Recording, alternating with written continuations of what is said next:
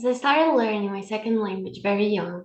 By the time I needed to study a new language for school, I didn't know how to, because I didn't remember ever having to study the basics of any language.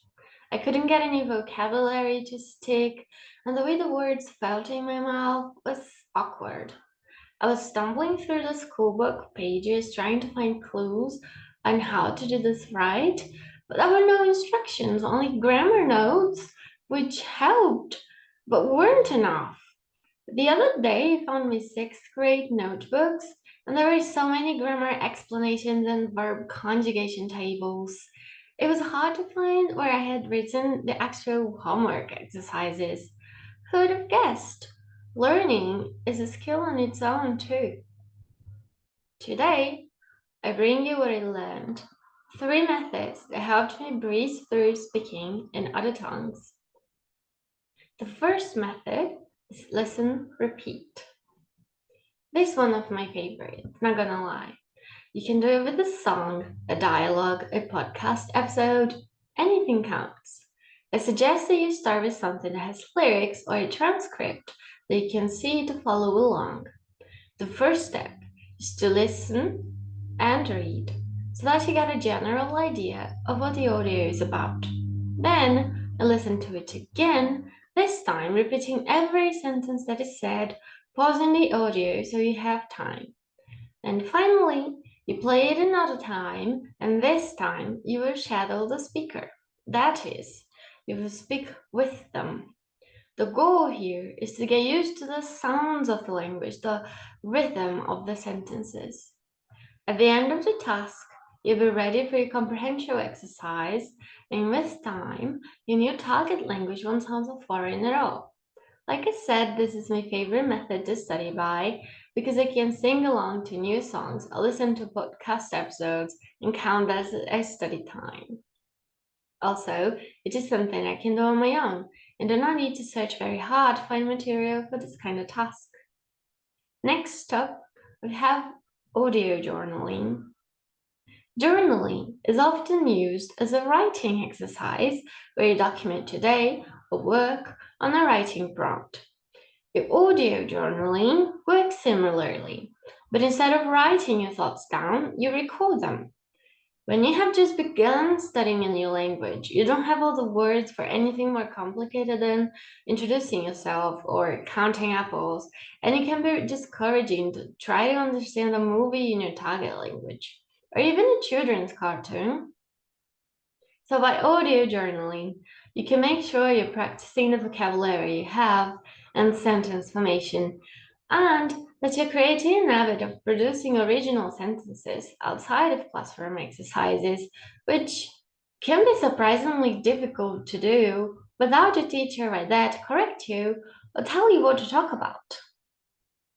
By keeping up with your recorded journal, you can monitor your progress, going back on your first recordings and hearing the difference in your pronunciation and the vocabulary you use. Notice how much better you got. The third method is a tandem or language exchange. As the name suggests, this method is based on an exchange of language knowledge.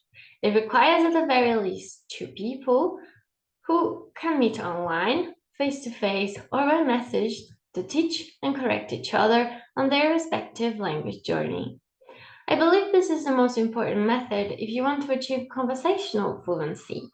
That is, to be understood by and to understand natives in your target language, even if you don't want to be perfect in writing or in your grammar. By having a language exchange partner, you learn the correct accent and intonations, improve your comprehension of the spoken, and understand colloquial language and which words natives use the most to communicate. Besides, you create a relationship of trust with your partner as someone who also makes mistakes and improves in your own language. So you aren't scared of talking, which boosts your learning ability and makes the experience of studying a whole lot more fun.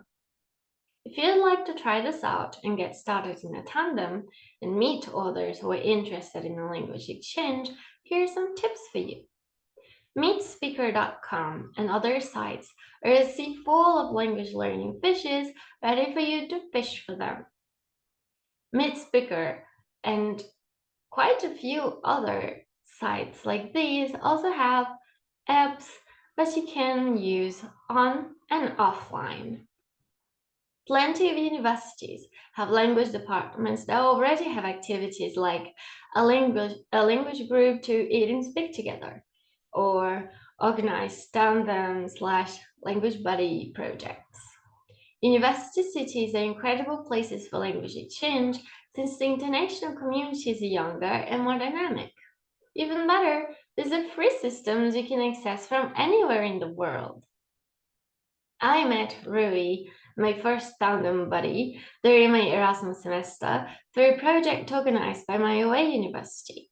It was a lovely experience, both because I got to help her and to see her improve so fast during the semester as she did me, and because we got along like a house on fire. I got to learn so much from her, especially about her culture and her family traditions, her country's food, which made the language so much more intimate and real. Suddenly, I didn't feel like spending my time with exercises or making notes and everything. It felt like I had a window open into her world. Learning her language came easier since I had a real connection to it through her. It inspired me to search for my exchange partners after I got back home. Nowadays, I have Luis, who helps me practice Spanish in exchange for Portuguese, and who is also studying German, which makes him a great German study buddy. I asked him what he thought helped him learn languages the best when we first met, and he said it is impossible to learn alone. You need to speak and be heard. These methods aren't enough for completely understanding your target language. You need to study grammar if your goal is to take a language proficiency exam, but they'll get you conversationally fluent, and that is a big deal. So continue practicing. I wish you all a lovely day, and thanks for coming to my talk.